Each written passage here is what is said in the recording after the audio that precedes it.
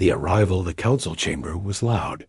Dozens of alien delegates shouted over one another, their voices echoing through the high, curved walls.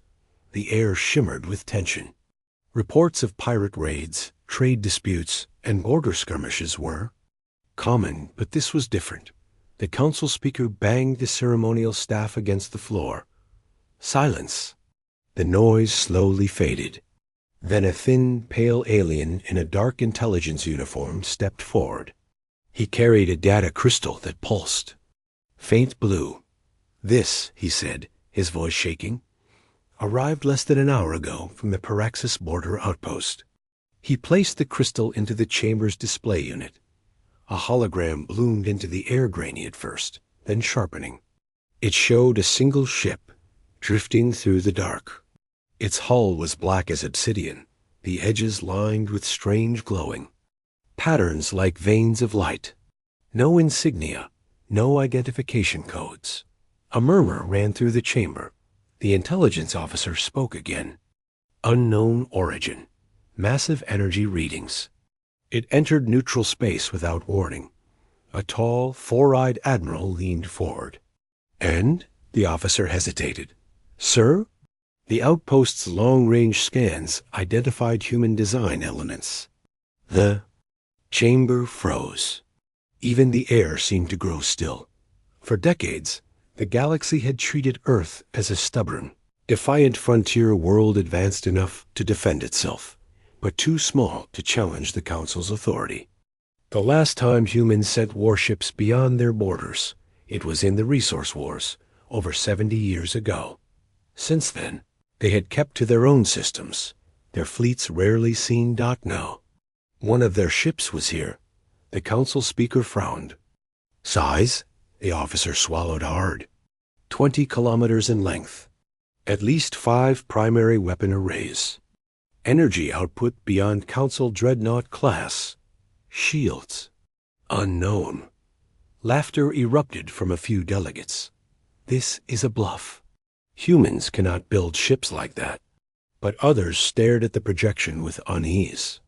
The ship's silhouette was, unlike anything in Council design, a sleek predator in the void, built for speed and destruction, not in the Paraxis system. The alien defense fleet had already scrambled. Hundreds of ships formed a wall between the intruder and the trade lanes. The Eidolon, that was the name registered on old human ship records, did not slow dot aboard the Eidolon. Captain Marcus Hall stood on the command deck, hands clasped behind. His back? Status? He asked quietly. "All systems optimal," replied Commander Linavos. "No transmissions received. Enemy fleet at intercept range in 4 minutes." Hale nodded once. "Maintain course." The crew moved with calm. Precision. No alarms blared. No panic. The Eidolon was a predator, and its crew knew it. Back in the council chamber, the live feed shifted to the defense fleet's perspective. The alien ships formed up, weapons locking on. "They'll try to force it to stop," muttered an old war veteran among the delegates. "Humans never." The words died in his throat as the hologram zoomed in. The Eidolon's surface shimmered faintly, as if shadows themselves were moving across the hull. The glowing lines pulsed in rhythm, like a heartbeat. The alien admiral on the feed hailed the intruder. "Unidentified human vessel. You are in violation of council space. Cut your engines and prepare to be boarded." For several seconds, there was only static. Then a voice deep, calm, and unmistakably human cut through. "Stand aside." Gasps filled the council chamber. The admiral's face hardened. "You will comply or—" The feed erupted into chaos. One of the alien cruisers shuddered violently. Its shields collapsed instantly. Its lights flickered out, and it drifted powerless. No visible weapons fire had been detected. Then another ship fell silent. And another.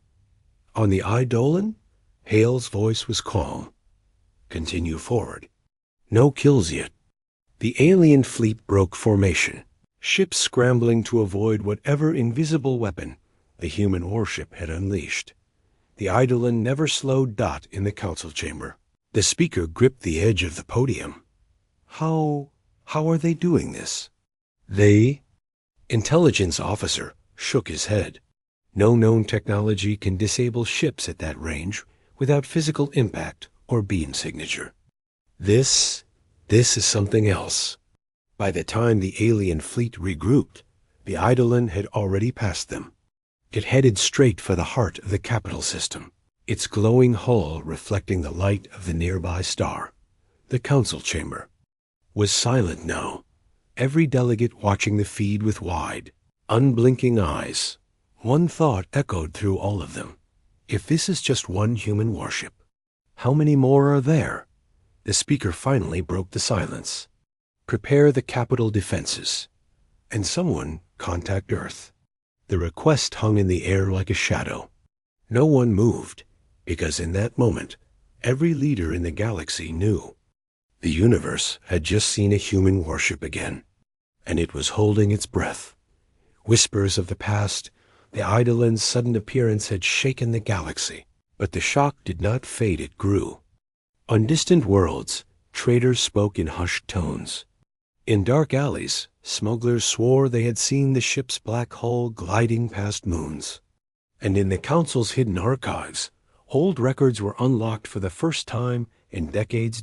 In a dim lit library deep beneath the council capitol, historian Varric ran a clawed hand over a cracked data slate. It matches, he muttered. Matches what?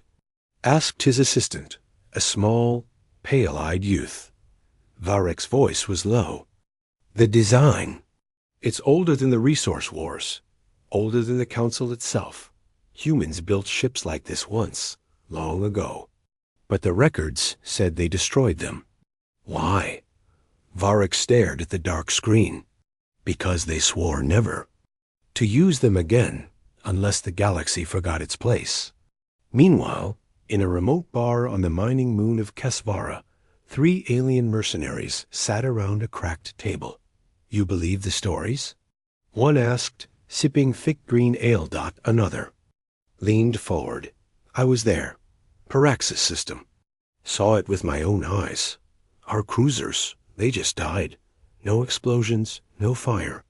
Just dead. A silence settled over the table until the third mercenary whispered, I heard. There are more. Back aboard the Eidolon, Captain Hall stood at the viewing deck, hands clasped behind his back. Through the reinforced glass, the alien. Capital Star shimmered in the distance. Commander Lena Voss joined him. They're watching us from every direction. Scanners, probes, spy ships. Good, Halle said simply. Let them watch. Voss hesitated. They think we're here to start a war. Hale's eyes stayed on the star. Then they should pray we're not. In the council chamber, fear was turning into something sharper desperation. Admiral. Carvok slammed a fist on the table. We cannot wait. That ship humiliated our fleet. Every world is whispering about human power. If we let this stand, the council will look weak. The speaker rubbed his temples. And if we strike? And fail? Carvok's voice was like steel. Then we learn the truth. I'd rather die in battle than kneel in fear. But in the deep dark between stars, the truth was already moving. On the edge of council space, a silent relay station picked up a faint transmission encrypted in a human code no one had seen in 100 years. It was only 3 words. Stand. By soon. And somewhere, hidden in a shadow of a dying sun, shapes began to move long, sleek, and black as the void. The first confrontation, the alien defense fleet moved like a steel wave through the void. Hundreds of ships, frigates, cruisers, dreadnoughts closing in from every angle. Their formation was perfect, their weapons fully charged. At the center of it all, the Eidolon drifted slowly, its black hull glistening like wet stone in the starlight. No movement, no sign of fear. On the flagship Vorath's Pride, Admiral Carvok stood tall on the bridge, his 4 eyes fixed on the target.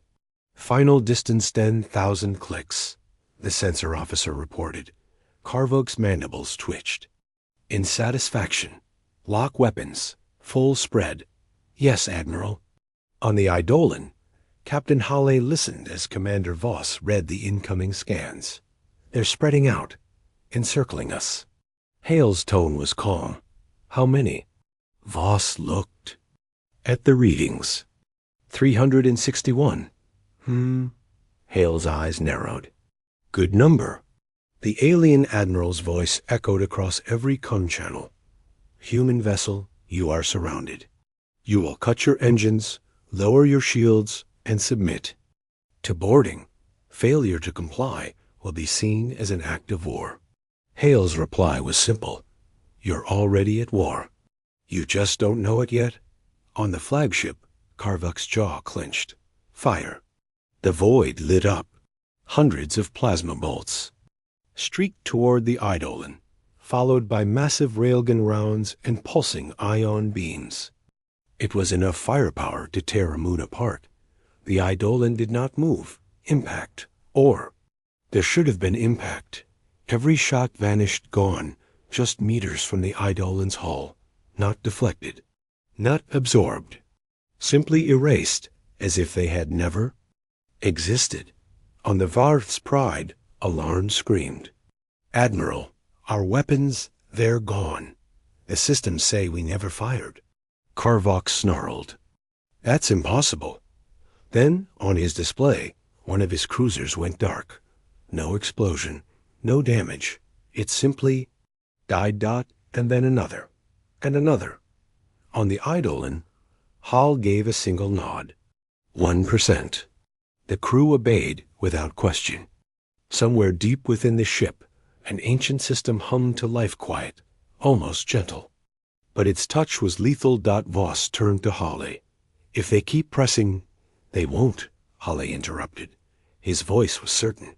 They're about to remember something their history books forgot. Back on the flagship, Karvok's fear was visible now. Pull back, all ships, pull too late. Half his formation was already powerless, drifting helplessly in the dark. The rest scattered, engines roaring as they fled. The Eidolon resumed its slow course toward the alien capital. Not one shot fired in return. Fear spreads. The Eidolon's silent victory traveled faster than light. From border colonies to the heart of the Council, the story grew with every retelling. In the mining station of Oris V, a group of workers huddled in the mess hall. They didn't fire a single shot, one miner whispered. The alien fleet just stopped. That's not possible, another said. A third shook his head. I heard their weapons vanished before hitting the hull. He snapped his fingers. Gone, like they were never there. On the trade world of Mirith, merchants argued over closed channels. If the humans have one of those ships, they might have more, one trader warned. They wouldn't use it against us, another said, trying to sound confident. The reply came cold. They didn't use it. They showed it. There's a difference. Inside the Council's strategy room, Admiral Karvok stood before the holomap, his pride shattered. They can end our fleets without touching them, he growled. Our numbers mean nothing. Speaker's voice was low. And yet they only disabled your ships. They could have destroyed you. Karvok's eyes narrowed. That was a warning. Back on the Eidolon, Commander Voss studied reports from across the galaxy. Fear is spreading faster than our engines can travel, she said. Halle glanced at her. Good. Fear is the only language they listen to. Voss hesitated. They're calling us the Black Armada now. Halle allowed the smallest hint of a smile. Let them. In a shadowed corner of council space, an encrypted meeting took place between warlords, smugglers, and rogue admirals. They'll never negotiate with the humans, one spat. We need to unite and strike first. Another shook his head. Strike? You didn't see it. That was one ship. What if there are more? A long silence followed. No one wanted to speak the obvious truth. If the humans had an entire fleet, the galaxy's balance of power was already broken. Meanwhile, far from the Council's reach, a silent transmission pulsed through deep space human code, old and unreadable. To alien ears, every human outpost and colony received the same message. The first step is complete. Prepare for the next. And somewhere in the dark, ships that looked just like the Eidolon were already moving, their hulls invisible against the void. The gathering storm, the council chambers were louder than they had been in decades. Dozens of alien leaders shouted over each other, their voices full of fear and anger. They humiliated our fleet, one larked. They humiliated all of us, another growled. If we do nothing, the humans will control the galaxy. The speaker raised his hand for silence, though the tension still burned in the air. We will gather every fleet, every world willing to fight, he said. This time we will strike together.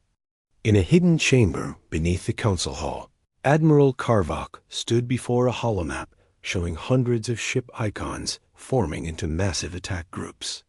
This time, we hit them before they can react, he said to his aides. No warnings. No negotiations. One aide hesitated. Admiral, what if they have more ships like the Eidolon? Karvok's eyes narrowed. Then we pray they don't bring them all. Far from the Council's plotting, on a human outpost deep in the asteroid belt of Epsilon Reach, Captain Hale stood in a darkened control room. Before him floated the same holomap, but his version showed every alien fleet's movement in real time. Commander Voss entered quietly. They're rallying ships from all sectors. Hale didn't look up, exactly as expected. On the alien world of Chorus Prime, mercenaries gathered in smoky backrooms, taking high-paying contracts to fight against humans. In the criminal shipyards of Ternes V, rogue engineers rushed to modify weapons, desperate to find anything that could pierce human defenses. Yet everywhere, the same whisper traveled from one shadow to another. It wasn't just one ship. In the depths of a derelict space station, orbiting a dead sun, a small human task force met in total darkness. A female officer spoke quietly.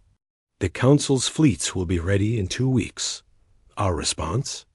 Hale's voice came through the com with perfect calm. Let them come. The longer they gather, the more we prepare. Back on the Council's war table, Karvok's claws dug into the edge. If this fails, there will be no second chance.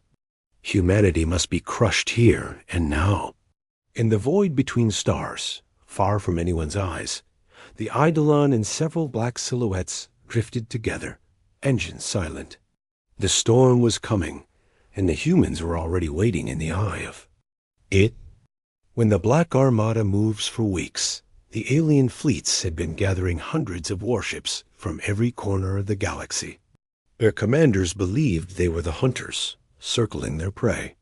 They didn't know the prey had been watching them from the very beginning. In the command deck of the Eidolon, Captain Hale studied a live map. The alien fleets glowed in red, slowly tightening around human space. Commander Voss stood beside him. They think they have us trapped. Hale's voice was quiet. Good. That means they've stopped looking behind them. In the darkness, beyond the alien formations, ships began to emerge. Not one, not 10, hundreds. Each one was black as the void, their hulls absorbing every trace of light. No running lights, no engine glare. They moved like shadows come to life. The Black Armada. In the Council's war room, an officer screamed over the comms. Unidentified ships, multiple contacts appearing in our rear sectors. They're already inside the perimeter. Admiral Karvok's eyes went wide. How many? The answer came back in a trembling voice. Too many to count. One by one, alien fleets began losing entire wings of ships. No explosions. No wreckage. Just sudden silence as vessels went dark, drifting powerless into the void dot in some sectors. Alien admirals tried to flee only to find Black Armada ships already waiting in their escape paths. On the Eidolon, Voss stared at the readouts. We've disabled 70% of their outer fleets in under an hour. Hall didn't take his eyes off the map. Not enough. We're not here to cripple them. We're here to end this. From the far edge of human territory, a transmission went. Out on every frequency. This is the Black Armada. You ignored our warning. You tried to bring war to our home. Now war has come to yours. The silence after the battle didn't last days. It didn't even last hours. It ended in minutes. Across the galaxy, alien fleets went dark one by one. Not destroyed, just gone. Engines shut down, weapons frozen, crews drifting powerless in the cold of space. On the Eidolon's bridge, Captain Hale watched the last red marker vanish from the holomap. "It's done," Commander Voss said quietly. Hale didn't answer right away. His eyes were fixed on the empty stars. "They'll think we spared them," he said at last. Voss frowned. "Didn't we?" Hale's voice was calm. This wasn't mercy. It was a message. In the council chamber, silence filled the air like a heavy fog. No shouting, no plans for revenge. Just the cold knowledge that every fleet they sent had been erased without a single human casualty. The speaker's voice trembled. "What do they want from us?" From the shadows, an older counselor whispered, "They want us to remember that Earth warned us first." Far from the Council's worlds, the Black Armada regrouped in a region of dark space. Thousands of black ships floated together, silent and waiting. Captain Hale walked the Eidolon's observation deck, gazing at them. "We stay hidden," he told his crew. "We let them rebuild their courage. And when they forget what happened here," he turned, eyes cold, "we remind them." In the years that followed, no alien fleet dared cross into human space. And somewhere, in every corner of the galaxy, the same story was told in hushed voices. They ignored Earth's warning. They saw the Black Armada. And then the galaxy went silent.